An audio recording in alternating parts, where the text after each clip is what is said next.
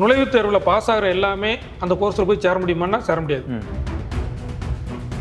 நீ எலிஜிபிலிட்டி அப்படின்னு சொல்லி 50 மார்க் வைக்கிறான்னு வச்சுக்கோங்க. அந்த 50 மார்க் எடுத்தவனுக்கு எல்லாம் வேலை கிடைக்குமா அப்படின்னா கிடைக்காது. 12th முடிச்சதுக்கு அப்புறமும் ஒரு 3 வருஷம் 4 வருஷம் நீட்டுக்காக இருந்து படிக்கிறாங்க, நைட்டும் பகலுமா படிக்கிறாங்க, ஹெல்த் எல்லாம் ரொம்ப பேர் பாதிக்கப்படுது. இவ்வளவு போராடியும் அவங்களுக்கு வந்து ஒருத்தன் 20 லட்சத்துக்கு கொஸ்டின் பேப்பர் வாங்கிட்டு போய் அவன் போய் காலேஜில் சேர்ந்துட்டான் அப்படிங்கும்போது அது எவ்வளோ பெரிய ஒரு அதிர்ச்சியான ஒரு கல்வி அமைச்சர் உங்களால் ஒரு எக்ஸாமை கூட சரியாக நடத்த முடியலையா அப்படிங்கிற கோரிக்கை வைக்கிறாங்க. அதனால் அவர் ரிசைன் பண்ணிட்டு இன்னொரு அமைச்சரை கொண்டு வாங்க அப்படின்னு தான் சொல்கிறாங்க. அதுக்கு தயாராக இல்லை அப்படின்னா பிரதமர் மோடியை பதவி விலக சொல்லுவோம் அப்படிங்கிற அளவுக்கு போயிட்டாங்க. ராகுல் காந்தி வந்து பிஜேபியை எதிர்த்து போராட்டத்தை, அதாவது ஒரு பக்கம் எதிர்ப்பு ஒரு திரண்டு வரும்போது அதை டைவெர்ட் பண்ணுற மாதிரி எதுவும் பண்ணுறாரோ?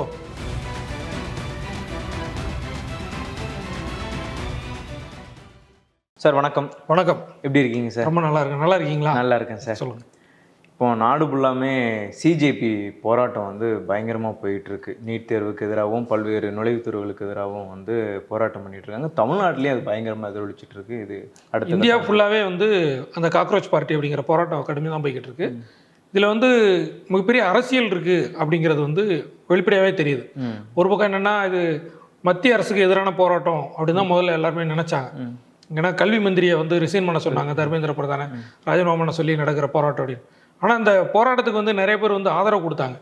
கட்சி தலைவர்கள்லாம் ஒவ்வொரு இடத்துலையுமே இப்போ ஆதரவு கொடுக்குறாங்க. எல்லா ஸ்டேட்லேயுமே போராட்டம் நடக்குது. அந்த ஆதரவு கொடுக்குற விஷயங்களையும் நம்ம பார்த்துட்டு இருக்கிறோம். பார்க்கும்போது இது 2029 பார்லிமெண்ட் எலெக்ஷன் வரப்போகுது. இடையில வந்து உத்தரப்பிரதேசம் அந்த மாதிரி சட்டமன்ற தேர்தல் வரப்போகுது. இதுக்கடையில் ஒரு கூட்டணி மாற்றம் மாதிரி வருமா? ஏன்னா காக்ரோச் பார்ட்டிங்கிறது இப்போதைக்கு மாணவர்கள் பிரச்சனை வச்சு போராடுறாங்க. இவங்க தேர்தல் அரசியலில் ஈடுபடுவாங்களா, இவங்க வந்து எலெக்ஷனில் நிற்பாங்களா அப்படிங்கிற மாதிரிலாம் வருது. கூட்டணி மாற்றங்கள் பெரிய அளவில் வரும். நேஷனல் லெவல்லையும் சரி, ஸ்டேட் லெவல்லையும் சரி. தமிழ்நாட்டிலே ஒரு முத்தரசன் பார்த்தீங்கன்னா இந்திய கம்யூனிஸ்ட் கட்சி, அவர் என்ன சொல்லியிருக்காருன்னா ஒரு கட்சியை தவிர மீதி எல்லா கட்சியும் ஒன்று சேரணும் அப்படிங்கிறார். ஏற்கனவே திருமாவளவன் வந்து சொல்லியிருக்காரு பிஜேபிக்கு எதிராக திமுகவும் டிவிக்கவும் ஒன்று சேரணும் அப்படின்னு சொல்லியிருக்காரு.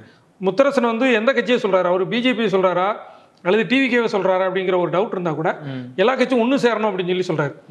அப்போது இந்த மாதிரி தான் இதுக்கு முன்னால் நிறைய பிரச்சனைகள் அப்படி தான் நடந்திருக்கு. ஏன்னா எமர்ஜென்சி பீரியட்லேயே அப்படி தான் இந்திரா காந்திக்கு எதிராக எல்லாரும் ஒன்று சேர்ந்து ஒரு ஆட்சி மாற்றத்தை கொண்டு வந்தாங்க. தொடர்ந்து காங்கிரஸ் ஆட்சியிலே இருந்தது. அதுக்கப்புறம் தான் அந்த ஜனதா கட்சி ஆட்சியெல்லாம் வருது. அப்போது அந்த மாதிரியான ஒரு சூழ்நிலை வருதா அப்படிங்கிற ஒரு எதிர்பார்ப்பு வந்து எல்லா இடத்துலையுமே உருவாகிருக்கு. சரி, இப்போ இந்த போராட்டம் ஒரு அரசியல் பின்னணி இருக்கும் அப்படின்னு ஒரு சந்தேகம் எழுது அப்படிங்கிறீங்க இல்லையா? அப்போ இந்த சிஜேபி அப்படிங்கிறது நம்ம பார்த்தோம், அவங்க ஒரு நீதிமன்றம் சார்பாக ஒரு விஷயம் பேசினாங்க, அதை தொடர்ந்து தான் தொடங்கப்பட்டுச்சு அப்படின்னு சொல்லியிருந்தாங்க. ஆனால் இதில் அரசியல் பின்னணி இருக்கிறதுக்கான சந்தேகம் எந்த இடத்துல எழுது? இல்லை, எப்படி அரசியல் அப்படிங்கிறது நம்ம வருதுன்னு சொல்கிறோம்னா இந்த ஆதரவு வச்சு சொல்கிறோம். ஆனால் இந்த போராட்டம் தொடங்கப்பட்டது அப்படின்னு பார்த்தோம்னா அது ஒரு புள்ளியில தான் தொடங்குது. உங்களுக்கு நீட் தேர்வு நடக்குது. நீட் தேர்வில் வந்து 20 லட்சம் 25 லட்சம் மாணவர்கள் வந்து எழுதுறாங்க. கொஸ்டின் பேப்பர் லீக் ஆயிடுது. ஒரு கொஸ்டின் பேப்பர் வந்து 30 லட்சம் 50 லட்சம் 1 கோடி 2 கோடி ரூபா வரைக்கும் சேல் பண்ணியிருக்கிறாங்க. அந்த ஓஎம்ஆர் சீட்லாம் வெளியில் வந்துச்சு அப்படின்னு சொல்லி. சரி, அப்போ நீட் தேர்வில் இது மோசடியா இல்லை ஆளுங்கட்சிக்கு இவங்க ஏதாவது குறை சொல்கிறதுக்காக இப்படி கொண்டு வராங்களா அப்படின்னு பார்த்தோம்னா அது மட்டும் இல்லை, கியூட் தேர்வு அப்படின்னு யூஜி அதுலேயுமே வந்து மோசடி நடந்திருக்கு. அதுவும் சர்ச்சையாகுது. அதுலேயும் கேஸ் போடுறாங்க, விசாரணையெல்லாம் நடக்குது. அப்புறம் பார்த்தீங்கன்னா சிபிஎஸ்சி எக்ஸாம் +2 மாணவர்களுக்கான சிபிஎஸ்சி எக்ஸாம் அதுலேயுமே மோசடி ஆகுது. மோசடியாகி கொஸ்டின் பேப்பர் லீக் ஆகுது. அந்த பேப்பர் வேலியேஷன் இருக்குல்ல, திருத்துறதுல வந்து நிறைய குளறுபடிகள்லாம் நடக்குது. சிபிஎஸ்சி எக்ஸாம்லே +2 எக்ஸாம்லேயே வருது. இப்போ நமக்கு இந்தியா அப்படிங்கனாலே ஒரு பக்கம் விவசாய நாடு அப்படின்னு சொன்னால் கூட இன்னொரு பக்கம் வந்து கல்விக்கு அதிக முக்கியத்துவம் கொடுப்பாங்க. கண்டிப்பாக. இப்போ நம்ம கிராமங்கள்லாம் பார்த்தோம்னா பிள்ளைங்க படிக்கிறதுக்காகவே நகரத்துக்கு குடிபெயரக்கூடிய குடும்பங்களை எல்லாம் நம்ம பார்க்குறோம். அந்த கல்விக்கு வந்து அதிக முக்கியத்துவம் கொடுக்குறாங்க. இப்போ மத்திய அரசு பணியாளர் தேர்வாணையம், அரசு பணியாளர் தேர்வாணையம், அப்புறம் வந்து இது என்டிஏ தேசிய தேர்வு முகமை, இந்த மாதிரி இது எல்லாமே குளறுபடிகளில் இருக்குது அப்படின்னா இதை சரி செய்யணும். இப்போ இந்த மாணவர்கள் போராட்டங்கிறது இன்னைக்கு உருவானதில்லை. இது வந்து 2024 அந்த நீட் தேர்வு மோசடி நடக்குது, யூஜிசி மோசடி நடக்குது. உத்தரகாண்டில், பீகாரில் தொடர்ந்து ஒவ்வொரு ஸ்டேட்லேயே அந்த மாதிரி பிரச்சனைகள் போய்கிட்டு இருக்குது. போகும்போது சிபிஐ விசாரணை நடக்குது, சுப்ரீம் கோர்ட்டில் கேஸ் நடக்குது, அது வாய்தா நடக்குது, விசாரணை நடக்குது, எல்லாமே போய்கிட்டு இருக்குது. இது இல்லாமல் மத்திய அரசு என்ன செய்கிறாங்கன்னா அவர் இஸ்ரோ தலைவர், முன்னாள் தலைவர் ராதாகிருஷ்ணன் தலைமையில் இந்த டெஸ்ட் எல்லாம் எப்படி சரி செய்யணும், சீர்திருத்தம் கொண்டு வரணும், இந்த நுழைவுத் தேர்வு தகுதி தேர்வுலாம் அப்படின்னு சொல்லி அது ஒரு கமிட்டி போடுறாங்க. இப்போ இத்தனை விஷயங்கள் நடந்துக்கிட்டே இருக்குது. இது எதுலையுமே தீர்வு காணலை அப்படிங்க போய் தான் அந்த மாணவர்கள் வந்து போராட்டமாக வராங்க. அதுக்கப்புறம் தான் அரசியல் கோரிக்கைகளை வந்து வைக்கிறாங்க. அதுக்கு முன்னால நீதிபதி சொன்னாரு, காக்ரோச்னு சொன்னாரு, இவங்க வந்து அமைப்பு தொடங்கினாங்க அப்படிங்கிறது இருந்தாலும் அந்த வலியும் வேதனையும் வந்து அவங்களுக்கு உள்ளுக்குள்ள இருந்துகிட்டே இருக்கு. ஏன்னா மாணவர்கள் வந்து வேலை இல்லாத திண்டாட்டம் வந்து மிகப்பெரிய பிரச்சனை அப்படிங்கிறது நம்ம ஏற்கனவே பேசியிருந்தோம். அதுக்கு முன்னால உள்ள இன்டர்வியூல எல்லாம் பேசியிருந்தோம். வேலை இல்லாத திண்டாட்டம் தான் இந்தியாவிலே மிகப்பெரிய பிரச்சனை அப்படின்னு சொல்லி. சிஜேபியும் அதுதான் சொல்றாங்க.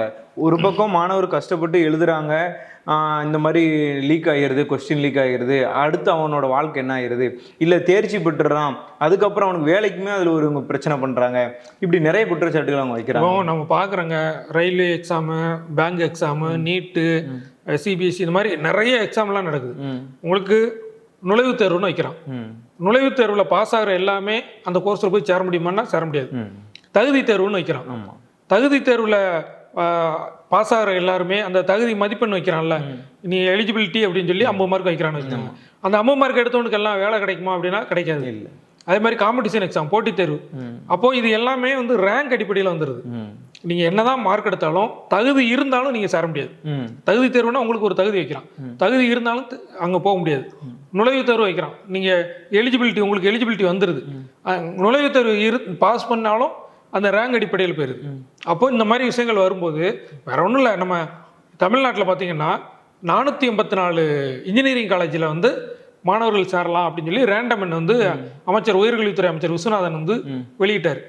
484 இன்ஜினியரிங் காலேஜ் இருக்கு, கவர்மெண்ட் காலேஜ், பிரைவேட் காலேஜ், இதெல்லாம் நீங்கள் சேரலாம் அப்படின்னு சொல்லி. இப்போ ஆன்லைனில் கவுன்சிலிங் போய்கிட்டு இருக்கு. அந்த ஆன்லைன் கவுன்சிலிங்கில் எத்தனை காலேஜ் பார்ட்டிசிபேட் பண்ணியிருக்காங்கன்னா 418 தான் இருக்கிறாங்க. அப்போ நீங்கள் மொத்த காலேஜ் நீங்கள் சொன்னது 484, இந்த ஆன்லைன் கவுன்சிலிங்கில் இருக்குது 418. இப்போ மாணவர்களை ஏமாத்துற மாதிரியான ஆயிருந்தானே. ஏன்னா அந்த ரேண்டமன் போடும்போது இவ்வளவு காலேஜ் இருக்குது அப்படின்னு சொல்லி அவன் ஒரு எதிர்பார்ப்பில் இருப்பான், இந்த காலேஜ் கிடைக்கலன்னா இந்த காலேஜ் அப்படின்னு சொல்லி. அப்போ ஒட்டுமொத்தமாகவே இந்த மாதிரி பிரச்சனைகள் இருக்குது. அப்போ இதை வந்து இது ஒரு சின்ன மிஸ்டேக், நீங்கள் சரி பண்ணலாம் அப்படின்னா கூட தேசிய அளவில் இதை விட மிகப்பெரிய பிரச்சனைகள் இருக்குது. ஒட்டுமொத்தமாக அந்த மாணவர்களுடைய எதிர்காலம் அப்படின்னு இருக்குல்ல, சரி இதை பார்லிமெண்ட்ல விவாதமாக பண்ணுவோம் அப்படின்னு சொல்லி தான் ஒரு கோரிக்கை வைக்கிறாங்க. மத்திய அரசு என்ன சொல்றாங்க, பிரதமர் மோடி அவர்களாகட்டும், கல்வி அமைச்சர் தர்மேந்திர பிரதான் ஆகட்டும், விவாதம் பண்ணுவோம் வாங்க அப்படின்னு சொல்லி சொல்றாங்க. அந்த விவாதம் அப்படிங்கிறது ஒரு நாடாளுமன்ற விதியை குறிப்பிட்டு விவாதம் பண்ணுவோம் அப்படின்னு சொல்றாங்க. நீங்க அந்த விதிப்படி நீங்க விவாதம் பண்ண அப்படின்னா நீங்களும் பேசலாம், நானும் பேசலாம், அவரும் பேசலாம், இவரும் பேசலாம், எல்லாருமே பேசலாம். ஆனா அது ஒரு தீர்வுக்கு வராது. இவங்க என்ன சொல்றாங்க, எதிர்கட்சிகள் என்ன சொல்றாங்கன்னா ஒத்திவைப்பு தீர்மானமா கொண்டு வாங்க, தீர்மானமா கொண்டு வந்தோம்னா அதுல பேசினா அமைச்சர் வந்து பதில் சொல்லணும். யாரை குற்றம் சாட்டி எதிர்கட்சிகள் சொல்றாங்களோ அவர் ஒரு நீண்ட விளக்கம் கொடுக்கணும். விளக்கம் கொடுத்து வாக்கெடுப்பு நடக்கும். அதுல இப்போ ஒரு தீர்மானம்னு வரணும்ல, இதனால சும்மா பேசிட்டு கலையிற கூட்டம் இல்லைல்ல, அங்க வந்து ஒரு தீர்வு வரணும், தீர்மானம் கொண்டு வரணும். அப்போ ஒரு தீர்மானத்தை கொண்டு வந்து அதுல வாக்கெடுப்பு நடக்கணும். அதுக்கு வந்து நீங்க ரெடி ஆகுங்க அப்படின்னு சொல்லி எதிர்கட்சிகள் சொல்றாங்க. ஆளுங்கட்சி பிஜேபி என்ன சொல்றாங்க, விவாதம் மட்டும் பண்ணிக்கிடுவோம், பேசிட்டு மட்டும் போய்க்கிடுவோம் அப்படின்னு சொல்றாங்க. இதுதான் பெரிய பிரச்சனையா போய்கிட்டு இருக்குது. மாணவர்கள் வந்து என்ன சொல்றாங்கன்னா, தர்மேந்திர பிரதான் ஒரு சம்பவம் மட்டும் கிடையாது, நீட்ல மட்டும் கிடையாது, யூஜிசியில பிரச்சனை, உங்களுக்கு எஸ்எஸ்சியில பிரச்சனை, இந்த மாதிரி நிறைய பிரச்சனைகள் இருக்கு. எல்லாத்தையும் சொல்றேன். ஒரு கல்வி அமைச்சர் உங்களால ஒரு எக்ஸாம் கூட சரியா நடத்த முடியலையா அப்படிங்கிற கோரிக்கை வைக்கிறாங்க. அதனால அவர் ரிசைன் பண்ணிட்டு இன்னொரு அமைச்சரை கொண்டு வாங்க அப்படின்னு தான் சொல்றாங்க. ஏன்னா நிறைய அடுத்தடுத்த பிரச்சனைகள் 2023 இருந்து தொடர் பிரச்சனைகளா இருக்குது. அப்போ இதுக்கு ஒரு தீர்வு கொண்டு வாங்க அப்படின்னு தான் அவங்க சொல்லிக்கிட்டே இருக்கிறாங்க. அதுக்கு தயாரா இல்லை அப்படின்னா பிரதமர் மோடியை பதவி விலக சொல்லுவோம் அப்படிங்கிற அளவுக்கு போயிட்டாங்க. அப்படி போகும்போது தான் இது அரசியலாக மாறுது. இப்போ நம்ம இது அரசியலாக மாறுது அப்படிங்கிற இடத்துல தான் இன்னும் நிறைய சந்தேகங்களும் எழுது. ஏன்னா பல்வேறு தரப்புல இருந்து ஆதரவும் தெரிவிச்சுட்டு வராங்க. இந்த உண்ணாவிரதத்தில் இருக்கிறார் இல்லையா சோனம் வாங்சுக், அவங்களோட மனைவி கூட ஒரு குற்றச்சாட்டு வச்சுருக்காங்க. ராகுல் காந்தி வந்து இதுக்கு மாணவர்களுக்கு ஆதரவாக போராட்டம் பண்ணார் பிரதமர் இல்லை முன்பு அப்படின்னு சொல்லி. அதை வந்து அவங்க இதில் நேர்மை இல்லை, ராகுல் காந்தியோட போராட்டத்தில் நேர்மை இல்லை அப்படின்னு சொல்லி ஒரு குற்றச்சாட்டும் வச்சுருக்காங்க. அதில் என்னென்னா ராகுல் காந்தி வந்து பிரதமர் இல்லத்து முன்னால் போய் போராட்டம் பண்ணுறாரு. என்னென்னா அது தனியாக ஸ்கோர் பண்ணுறது அப்படிங்கிற மாதிரியான விஷயம்.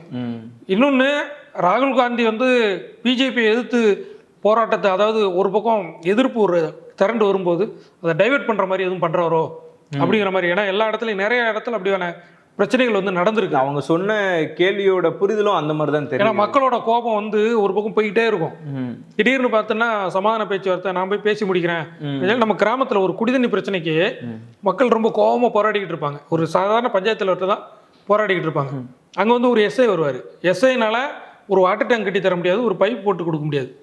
அவர் வந்து வாங்க பேசுவோம் அப்படின்னு சொல்லி 2 பேரை கூப்பிட்டு போய் அந்த கூட்டத்தை கலைச்சி விடுறது, அந்த மாதிரிலாம் நடக்கும். இப்போ ராகுல் காந்தி மேலே அப்படியான குற்றச்சாட்டுகள் நிறைய இருக்குது. ஏன்னா ஆளுங்கட்சிக்கு எதிரான மிகப்பெரிய ஒரு கோபம் வரும்போது ஏதாவது கூட்டணி உடைச்சு விடுறது, இல்லை அந்த ஜோடா யாத்திரைன்னு போய் அது அந்த ஒன்று திரண்டு வரும்ல, அதை வந்து இது பண்ணுறாரு அப்படின்னு சொல்லி. அதனால தான் அவங்க என்ன இப்போ உருவாகி இருக்கு அப்படின்னா, தேசியவாத காங்கிரஸ் கட்சி, திரிணாமுல் காங்கிரஸ் கட்சி, அப்புறம் வந்து திமுக, காக்ரோச் பார்ட்டி, இவங்க எல்லாமே, அதாவது பிஜேபி காங்கிரஸ் அல்லாத கட்சிகள் எல்லாமே இந்த கோரிக்கைக்கு வலு சேர்க்கிற மாதிரி இவங்க எல்லாம் ஒன்று சேர்றதுக்கான வாய்ப்பு இருக்கு. அப்போ இவங்க எல்லாம் ஏன்னா ஆதரவும் போய் கொடுத்துருக்காங்க. அதாவது எங்க மாணவர்கள் போராட்டம் பண்றாங்களோ அந்த மாணவர்களுக்கு நேரடியாக போய் ஆதரவு கொடுக்கறது. அண்மையில் விசிக கூட போயிருந்தாங்க. விசிக தலைவர் திருமாவளவன் கூட நேராக போய் சந்திச்சிருந்தாரு, பேசுறாங்க. அப்போ அந்த பிஜேபி காங்கிரஸ் இல்லாத ஒரு கூட்டணிக்கு இது ஒரு வாய்ப்பு. தேசிய அளவில் மூன்றாவது அணி உருவாகும். மூன்றாவது அணின்னு சொல்லக்கூடாது, அது மாற்று அணியை உருவாகும் அப்படின்னு அவங்க சொல்றாங்க. அப்போ ஒரு மாற்று அணி அவர், ஏன்னா தமிழ்நாட்டில் காங்கிரஸ் இல்லை, திமுக கூட்டணியில் டிவிகே காங்கிரஸ் கூட்டணியாக இருக்கிறாங்க. அப்போ தேசிய அளவில் ஒரு கூட்டணி மாற்றம் வரும். திமுக, ஆம் ஆத்மி, திரிணாமுல் காங்கிரஸ், தேசியவாத காங்கிரஸ், காக்ரோச் பார்ட்டி, இவங்க எல்லாத்தையும் சேர்ந்து இளைஞர்களை முன்னால் வச்சு இவங்கெல்லாம் பின்னால் நிற்கிற மாதிரி. ஏன்னா விபி சிங்கை வந்து முன்னால் வச்சு எல்லா கட்சியும் ஒன்று சேர்ந்தாங்கல்ல, அவர் நிறைய திட்டங்கள்லாம் கொண்டு வருவார் அப்படின்னு சொல்லி ஒரு மாற்று சக்தியாக, அப்படி வந்து மோடிக்கு எதிராக, ராகுல் காந்திக்கு எதிராக ஒரு மாற்று சக்தியை கொண்டு வரலாம் அப்படின்னு. ஏன்னா இங்கே விஜய் அப்படி தானே வந்தார், ஒரு மாற்றம் வரட்டுமே அப்படின்னு சொல்லி விஜய் வந்தார்ல, அதே மாதிரி தேசிய அளவில் அப்படி ஒரு கொண்டு வரலாம் அப்படின்னு சொல்லி. இப்போ இங்கேயும் பார்த்தீங்கன்னா தமிழ்நாட்டில் நடக்கிற போராட்டமே ஒரு பக்கம் மாணவர்கள் போராடிக்கிட்டு இருக்கிறாங்க, போராட்டத்துக்கு ஆதரவு கொடுக்கணும். இன்னொரு பக்கம் தனியாகவும் திரைப்பட இயக்குநர்கள் இவங்கெல்லாம் போய் போராட்டம் பண்ணிட்டு இருக்கிறாங்க. பா ரஞ்சித்து, வெற்றிமாறன், அமீர், அப்புறம் ரேவதி, ஆண்ட்ரியா, இவங்கெல்லாம் போய் போராட்டம் பண்ணுறாங்க. போராட்டம் பண்ணுறது ஓகே, மாணவர்கள் போராட்டம் பண்ணிட்டு இருக்கிறாங்க. அரசு கல்லூரியில் மாணவர்களை அடிச்சு இழுத்துட்டு போற அந்த காட்சியெல்லாம் நம்ம பார்க்குறோம். காலேஜுக்குள்ள பூந்தே கைது பண்ணப்படுறாங்க, நேம் பேஜ் இல்லாம காவலர்கள்லாம் போயிருக்கிறாங்க. அப்போ அவங்களுக்கான சப்போர்ட்டும் வந்து இருக்கணும். இப்போ நடிகர் பிரகாஷ்ராஜ் இருக்கிறாரு, அவர் மாணவர்களை நேரடியாக சந்திச்சு ஆதரவு கொடுத்தாரு டெல்லிக்கு. அதே போல மாணவர்கள் போராடுறாங்க, அந்த காக்ரோச் பார்ட்டி போராடுறாங்கன்னா நம்மளுடைய சாலிடாரிட்டி வந்து அவங்களுக்கு பக்கத்தில் போய் கொடுக்கணும்.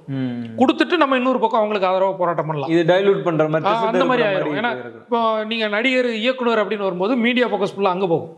அப்போ இந்த மாணவர்களுடைய போராட்டம் அந்த வேகம் இருக்குல்ல, அந்த வீச்சு வந்து குறையும். இப்போ மெரினா போராட்டம் நடந்துச்சு. மெரினா போராட்டத்தில் மாணவர்கள், இளைஞர்கள் எல்லாமே ஒன்றா கொண்டாங்க.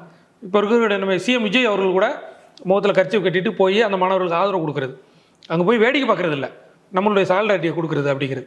நீட்டு அனிதா அவங்க வீட்டுக்கு போகிறது, இப்போ ஸ்டெர்லைட் துப்பாக்கிச்சூரில் நேராக அவங்க போய் ஆதரவு கொடுக்குறது, இந்த மாதிரி எல்லா இடத்துலையுமே களத்துக்கே நேரடியாக போய் அங்கே என்ன நடக்குது அப்படின்னு பார்த்து அவங்களுக்கு ஆதரவு குறவங்க கொடுத்தாரு சிஎம் விஜய். இப்போ மெரினாவில் போராட்டம் நடக்குமான்னா அங்கே நடக்கக்கூடாது அப்படின்னு சொல்லி சட்டம் ஒழுங்கு பிரச்சனையாக பார்க்குறாங்க, லா அண்ட் ஆர்டர் பிரச்சனையாக பார்க்குறாங்க. ஆனால் மற்றவங்க எல்லாருமே என்னென்னா, அந்த மாணவர்களுடைய உணர்வு நம்ம புரிஞ்சுக்கிறோம் அப்படின்னா அந்த இடத்துக்கு போய் அவங்களுக்கு ஆதரவு கொடுக்கணும். அந்த கோரிக்கையை நம்ம எங்கே சொல்லலாம் அப்படின்னா, நம்ம இன்னொரு இடத்துல சோசியல் மீடியாவில் நம்ம அதை கொண்டு போகலாம், பார்லிமெண்ட்டில், சட்டமன்றத்தில், அந்த மாதிரி அங்கே போய் அந்த விஷயங்களை வந்து பேசலாம். அப்போது இது வந்து ஒரு அரசியல் அப்படின்னு வரும்போது அது ஒரு மாற்று அரசியலாக, மாணவர்கள் அரசியலாக, இளைஞர்கள் அரசியலாக மாறுமா அப்படிங்கிற எதிர்பார்ப்பு வந்து உருவாகி இருக்கு. அதை வந்து பிரதமர் மோடி கையில் தான் இருக்குது. அவர் வந்து என்ன முடிவெடுத்து இதுக்கு உடனடி தீர்வு கொடுக்குறாங்களா, இல்லை இந்த 2 வருஷம் போன மாதிரி விசாரணை, அந்த விசாரணை, இந்த விசாரணை மாதிரி போகுமா, கமிட்டி எதுவும் போடுவாங்களா அப்படிங்கிறது எப்படின்னு தெரியல. நீங்கள் இந்த மாணவர் போராட்டம் அப்படின்னு சொன்ன இந்த டைலூட் பண்ணுறதுக்காக சில பேர் வராங்க அப்படின்னு சொல்லிலாம் நம்ம பேசிகிட்டு இருந்தோம், சந்தேகம் எழுது அப்படின்னு. உதாரணத்துக்கு ஒரு விஷயம் சொல்ல வேண்டியது இருக்குது. என்னென்னா, இந்த பழைய ஜல்லிக்கட்டு போராட்டங்கள் கூட இப்படி நிறைய பேர் வந்தாலுமே மாணவர்கள் யாரையுமே அந்தளவுக்கு பெருசாக எடுத்துக்கல. மாணவர்களாக முன்னின்று நடத்தினதுனால தான், அதாவது இளைஞர்கள் முன்னின்று நடத்தினால தான் அது ஒரு வெற்றியை போய் நோக்குச்சு. அதோட தாக்கம் மறுபடியும் வருமா அப்படின்னு எதிர்பார்க்கப்படுது இருக்கு. இது வந்து முக்கியமான பிரச்சனை. இப்போ ஜல்லிக்கட்டு அப்படிங்கிறது நம்மளுடைய பாரம்பரியம், பண்பாடு சார்ந்தது, தமிழன் அப்படிங்கிற ஒரு உணர்வு சார்ந்தது. இது வந்து வயிறு பசி சம்மந்தப்பட்டது. ஏன்னா வேலை இல்லாமல் நிறைய இளைஞர்கள் இருக்கிறாங்க. அப்போ ஒவ்வொரு இளைஞரும் பாதிக்கப்படுறாங்க, ஒவ்வொரு குடும்பமும் பாதிக்கப்படுது. அப்போ எப்படியாவது வேலை கிடைக்கும் அப்படின்னா படிக்கிறாங்க, பல லட்சம் செலவு பண்ணுறாங்க. இப்போ இந்த கோச்சிங் இருக்குல்ல, காம்படிஷன் எக்ஸாமுக்காக, இந்த என்ட்ரன்ஸ் எக்ஸாமுக்காக பல லட்சங்கள் செலவு பண்ணுறாங்க. 12th முடிச்சதுக்கு அப்புறமும் ஒரு 3 வருஷம் 4 வருஷம் நீட்டுக்காக இருந்து படிக்கிறாங்க, நைட்டும் பகலுமா படிக்கிறாங்க, ஹெல்த் எல்லாம் ரொம்ப பேர் பாதிக்கப்படுது. இவ்வளவு போராடியும் அவங்களுக்கு வந்து ஒருத்தன் 20 லட்சத்துக்கு கொஸ்டின் பேப்பர் வாங்கிட்டு போய் அவன் போய் காலேஜில் சேர்ந்துட்டான் அப்படிங்கும்போது அது எவ்வளோ பெரிய ஒரு அதிர்ச்சியான வருது. அப்போ வந்து இது மன வலி, அதான் நம்ம அந்த இங்கேருந்து எழக்கூடிய ஒரு குரல், ஆழ்ந்த அடிவயத்திலிருந்து எழக்கூடிய உணர்வு, அது வந்து ரொம்ப அதிகமாக தான் இருக்கும். அது வந்து அரசியலுக்கு அப்பாற்பட்டு எல்லாருடைய ஆதரவும் மாணவர்களுக்கு இருக்குது. இதில் வந்து பாருங்க, நாங்கள் மத அரசியல், ஜாதி அரசியல் அப்படின்னு சொல்லி நிறைய பேர் வித்தியாசமான காட்சிகள் எல்லாம் போட்டு சோசியல் மீடியாவில் டைவர்ட் பண்ண பார்க்குறாங்க. ஆனால் இந்த விஷயத்தில் டைவர்ட் பண்ண முடியல. பிஜேபி வந்து இதுக்கு முன்னால் நிறைய விஷயங்களை டைவர்ட் பண்ணியிருக்காங்க. சமூக விரோதிகள் ஊடுருவிட்டாங்க அப்படி இப்படிலாம் சொல்லி டைவர்ட் பண்ணியிருக்காங்க. இதுலேயும் மத சம்மந்தமாக எல்லாம் கொண்டு வராங்க. ஆனால் இதில் பார்த்தீங்கன்னா போலீஸ்காரன் பிள்ளையும் சொல்லுவாங்க, என்னதான் நீங்க சொன்னாலும் யாரு டைல்யூட் பண்ண வந்தாலும் அவங்க வீட்டுல இருந்து ஒரு பையன் வந்து டாக்டரோட கனவோட இருக்கிறான் அப்படிங்கிற போலீஸ்காரன் பிள்ளையும் இருக்காங்க, தாசில்தார் பிள்ளையும் இருக்காங்க, கலெக்டர் பிள்ளையும் இருக்காங்க. எல்லாருடைய பிள்ளைகளும் பாதிக்கப்படுறாங்க. அப்படிங்கும்போது இது தனி மனித பிரச்சனையா மாறுது.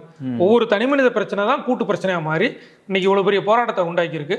இதுக்கு சரியான தீர்வு தான் கொடுக்குமே தவிர சோசியல் மீடியாவில் நம்ம வதந்திகளை பரப்புறதுனால எந்த ஒரு தீர்வும் கிடைக்காது. அவங்க இப்படி போட்டாங்க, இவங்க இப்படி ட்ரெஸ் போட்டிருக்காங்க, பாருங்க தலைமுடி இப்படி இருக்கு, இப்போ அந்த பஞ்சாப்ல இருந்து வந்தாங்க அவங்க ஆயுதம் வச்சிருக்கிறாங்க, அப்படி இப்படிலாம் சொல்லி அதை பிரச்சனையை டைவர்ட் பண்றாங்கல்ல. இது வந்து பேக் ஃபயர் ஆயிரும், ஆளுங்கட்சிக்கு வந்து எதிராக தான் மாறும். அதனால இது வந்து உண்மையிலே மாணவருடைய உணர்வை புரிஞ்சுக்கிட்டு செஞ்சாங்க அப்படின்னா இது ஒரு நல்ல விஷயமா தீர்வா இருக்கும். அப்படி தீர்வா இல்லைன்னா அது தேர்தல் வரைக்கும் தொடர்ந்துச்சு அப்படின்னா இது ஆட்சிக்கு மிகப்பெரிய ஆபத்தாகவும் மாறிடும். சரி, நிச்சயமா இந்த நீட் தேர்வுங்கிறதே ஒரு கிட்டத்தட்ட நமக்கு தெரியும் ஒரு 15 ஆண்டு கால வரலாறு வந்து பேசப்படுது. இந்த ஒவ்வொரு வருஷமுமே வந்து மாணவர்கள் தொடர்ந்து அதை எதிர்த்து போராடிட்டு இருக்காங்க, பாதிக்கப்படுறாங்க. அவங்களுக்கு ஒரு லாபம் கிடைச்சதுன்னு சொல்ல முடியல. ஆனால் இதை வச்சு அரசியல்வாதிகள் தான் ஒவ்வொரு ஆட்சி புதுசாக, இப்போ உதாரணத்துக்கு தமிழ்நாடே எடுத்துக்கூடுமே, திமுக அரசு வந்து நீட்டில் எங்களுக்கு ரகசியம் இருக்குன்னு தான் முக்கியமாக அதை சொல்லி தான் ஆட்சிக்கு வந்தாங்க. ஆனால் அவங்களால ஆட்சிக்கு வந்ததுக்கப்புறம் அதுக்கு எந்த நடவடிக்கையும் பெருசாக எடுத்தாங்களான்னு தெரியல. ஆனால் இப்போ திமுகவோட தலைவரும் எதிர்க்கட்சி தலைவருமே என்ன சொல்கிறாங்கன்னா, நீட்டை எதிர்க்கிறதுக்கு நாங்கள் வால் பிடிச்சி நிற்போம் அப்படின்னு உதயநிதி ஸ்டாலின் சொல்கிறாரு. மு.க. ஸ்டாலின் சொல்கிறாரு இதுதான் சரியான நேரம் அப்படின்னு சொல்கிறாரு. எல்லாருமே சொல்கிறாங்க, எல்லா கட்சி தலைவருமே. இப்போ செய்யக்கூடிய இடத்துல யார் இருக்காருன்னா மோடி தான் இருக்கிறார், பிஜேபி மத்திய அரசாங்கம் தான் இருக்குது. அப்போ திமுகவோ அதிமுகவோ டிவிக்கவோ இவங்க வந்து குரல் தான் கொடுக்க முடியும், அழுத்தம் கொடுக்கலாம். சட்டமன்றத்தில் தமிழ்நாடு வந்து தொடர்ந்து எதிர்ப்பு தெரிவிச்சுட்டு இருக்குது. இப்போ இதுலேயுமே நம்ம 2 வகையாக பார்க்கணும். தமிழ்நாடு வந்து தொடர்ந்து என்ன சொல்கிறாங்கன்னா நீட் வேண்டாம், நுழைவுத் தேர்வு வேண்டாம் அப்படின்னு சொல்கிறாங்க. சரியா? இப்போ வட மாநிலங்கள் என்ன சொல்கிறாங்க அப்படின்னா நீட்டில் உள்ள குளறுபடிகளை வந்து இது பண்ணணும், சரி செய்யணும், சீரமைப்பு பண்ணணும், கல்வியில் சீர்திருத்தம் கொண்டு வரணும். நம்ம என்ன சொல்கிறோன்னா மாநில பட்டியலுக்கு கொண்டு வா, எங்கள் ஸ்டேட்டில் எங்களுக்கு என்ன வேணும் அப்படிங்கிறத நாங்கள் பார்த்துக்குறோம் அப்படின்னு சொல்லி தமிழ்நாடு வந்து இதில் ஒரே பார்வையில் தான் இருக்குது. திமுகனாலும் சரி, அதிமுகனாலும் சரி, டிவிகேனாலும் சரி, இவங்க எல்லாருமே சொல்லக்கூடியது நீட்டை வந்து ஒழிப்போம், நாங்கள் ஆட்சிக்கு வந்தோன்னா நீட் இல்லாமல் செய்வோம், அதுக்கான முயற்சிகளை செய்வோம் அப்படி தான் சொல்கிறாங்க. ஏன்னா மாநில அரசு கண்ட்ரோலில் கிடையாது, அது மத்திய அரசு கண்ட்ரோல்.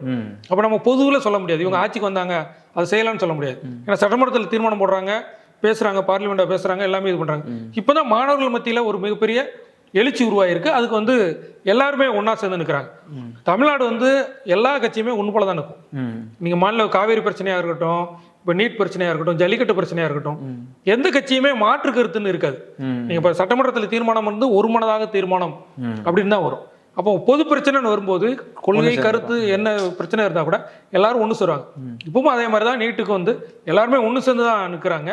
இது ஒரு நல்ல தீர்வு, மாணவர்களுக்கு ஒரு விடிவை வந்து கொடுத்தது அப்படின்னா நல்லா இருக்கும். இல்லைன்னா அந்த மாணவர்களுடைய எதிர்காலம் வந்து கேள்விக்குறியாகும் போது அந்த ஆளுங்கட்சியாக இருக்கிறவங்களுக்கும் மிகப்பெரிய பாதிப்பு வந்து உண்டாகும். சார், தொடர்ந்து இந்த நீட் தேர்வு மற்ற நுழைவுத் தேர்வுகளுக்கு எதிராக வந்து இந்தியா ஃபுல்லுமே இப்போ வந்து ஒரு போராட்டம் போயிட்டு இருக்கு. இதுக்கு தமிழ்நாடுமே வந்து இப்போ பயங்கரமாக போராட்டம் நிறைய மாவட்டங்களையும் ஆரம்பிச்சிட்டாங்க. அதாவது தமிழ்நாட்டில் தொடங்கின போராட்டம் இன்னைக்கு இந்தியா ஃபுல்லாக இருக்குது அப்படின்னு தான் சொல்கிறாங்க. ஆமாம், நிச்சயமாக இந்த மாணவர்களோட போராட்டம் இது தொடர்ந்து பெரிய அளவில் நடந்து ஒரு வெற்றியை கொண்டு போய் உண்மையிலே மாணவர்கள் அதை தான் விரும்புகிறாங்க. அது எந்த அளவுக்கு போகுது, இதுக்கு எல்லா கட்சிகளும் ஒரு மனதாக ஆதரவாக நிற்கிறாங்களா, மத்திய அரசு என்ன முடிவு எடுக்க போகுது அப்படிங்கிறத நம்ம தொடர்ந்து பார்க்கலாம். சார், உங்களுடைய நிறைய தகவல்களுக்கு நன்றி. நன்றிங்க.